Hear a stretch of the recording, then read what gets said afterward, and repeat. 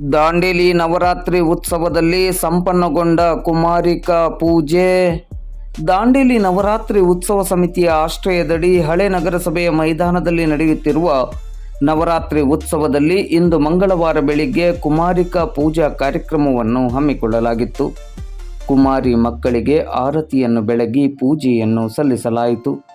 ಈ ಸಂದರ್ಭದಲ್ಲಿ ದಾಂಡೇಲಿ ನವರಾತ್ರಿ ಉತ್ಸವ ಸಮಿತಿಯ ಅಧ್ಯಕ್ಷರಾದ ಟಿ.ಎಸ್. ಬಾಲ್ಮಣಿ, ಪ್ರಧಾನ ಕಾರ್ಯದರ್ಶಿ ನರೇಂದ್ರ ಚೌಹಾಣ್, ಖಜಾಂಚಿ ಅಶುತೋಷ್ ಕುಮಾರ್ ರಾಯ್, ಸಮಿತಿಯ ಪ್ರಮುಖರಾದ ಪ್ರಶಾಂತ್ ಬಸೂರ್ತೆಕರ್, ದಶರಥ್ ಬಂಡಿವಡ್ಡರ್, ಮಂಜುನಾಥ್ ಶೆಟ್ಟಿ ಹಾಗೂ ದಾಂಡೇಲಿ ನವರಾತ್ರಿ ಉತ್ಸವದ ಮಹಿಳಾ ಸಮಿತಿಯ ಪ್ರಮುಖರಾದ ಅಶ್ವಿನಿ ಬಾಲ್ಮಣಿ, ಶಾರದಾ ಪರಶುರಾಮ್, ಜಲಜಾ ವಾಸ್ರೆ, ಸಾವಿತ್ರಿ ಬಡಿಗೇರ್, ಗೀತಾ ಶಿಕಾರಿಪುರ್, ಲತಾ ಉದಯ್ ಶೆಟ್ಟಿ, ಶ್ವೇತಾ ಮಂಜುನಾಥ್ ಶೆಟ್ಟಿ, ದೇವಕ್ಕ ಕೆರೆಮನಿ, ಜಯಶ್ರೀ ನ್ಯಾಮತಿ ಹಾಗೂ ಮಹಿಳಾ ಸಮಿತಿಯ ಸದಸ್ಯರು ಮತ್ತು ದಾಂಡೇಲಿ ನವರಾತ್ರಿ ಉತ್ಸವ ಸಮಿತಿಯ ಸದಸ್ಯರು ಹಾಗೂ ಸ್ವಯಂ ಸೇವಕರು ಉಪಸ್ಥಿತರಿದ್ದರು.